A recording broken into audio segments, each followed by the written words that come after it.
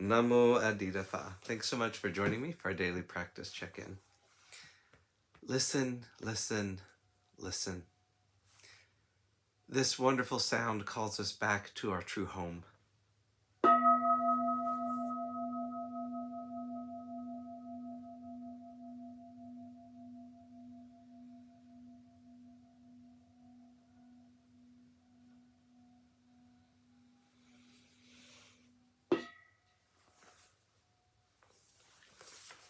The first mindfulness training. Aware of the suffering caused by the destruction of life, I vow to cultivate compassion and learn ways to protect the lives of people, animals, plants, and minerals.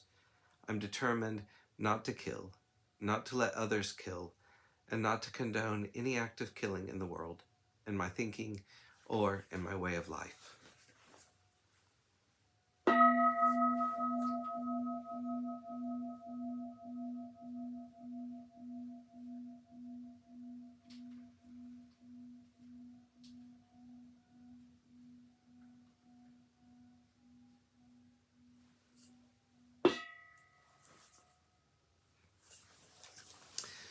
For our Dharma lessons, we've been reading More Than Mindfulness, Widening the Field of Practice by the Monastics of the Thai Forest Sangha. We're continuing in a talk by Ajahn Jayasaro called The Paramis as Practices of Liberation. The next parami is Viriya.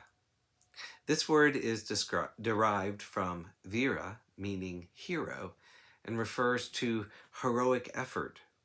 The Buddha specified 4 kinds of effort. Firstly, the effort to protect the mind against unwholesome mental states which have not yet arisen. Secondly, in the case in which unwholesome states have arisen, putting forth the effort to abandon them. Thirdly, putting forth the effort to give rise to wholesome states of mind.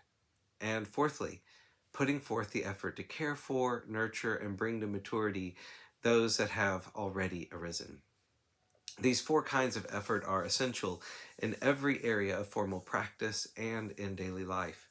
The key point is consistency and continuity of effort. In Ajahn Chah's words, when you feel diligent, you put forth effort. When you feel lazy, you put forth effort. I'll tell you another story. It's about a woman and her daughter-in-law going out to collect mushrooms after a long rain. The daughter-in-law knew a particular clearing up on the hill behind the village where the mushrooms grew in great abundance. She was determined to get up to that particular spot as quickly as possible. Her mother-in-law had a different idea. As they were walking along, every time she saw a mushroom by the side of the road, she'd stop and pick it. Her daughter-in-law became frustrated. Mom, come on. We've got to get up to that field up there. There's hundreds of mushrooms there. Down here, there's just a single mushroom here, a single mushroom there. It will take hours to get enough for what we need. Let's not waste any more time. But the old lady paid no heed. She picked a single mushroom, walked a bit further, and then stooped down for another one. The young woman wanted to scream. Eventually, she ran out of patience altogether, and with a curt, "I'm going on ahead," she strode off. The young woman walked quickly, but on reaching the clearing, she discovered that the mushrooms had all already been picked. She wasn't the only one to know about the place. Tired and miserable, she trudged the long way back to the village. As she approached the house, her nose detected a wonderful fragrance. She went into the kitchen. "Mom, that smells so good." And her mother-in-law smiled kindly. "It's single mushroom curry. Sit down and I'll bring you a bowl." Many people approach meditation the way the daughter-in-law approached the mushrooming expedition. But there's much to say for the mother-in-law's approach. We need to put forth a constant, consistent effort.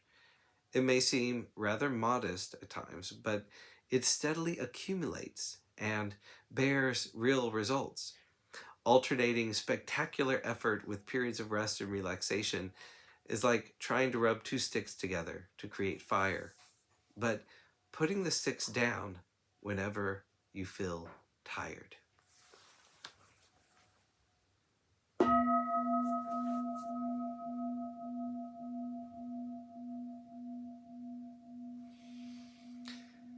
May all beings be well.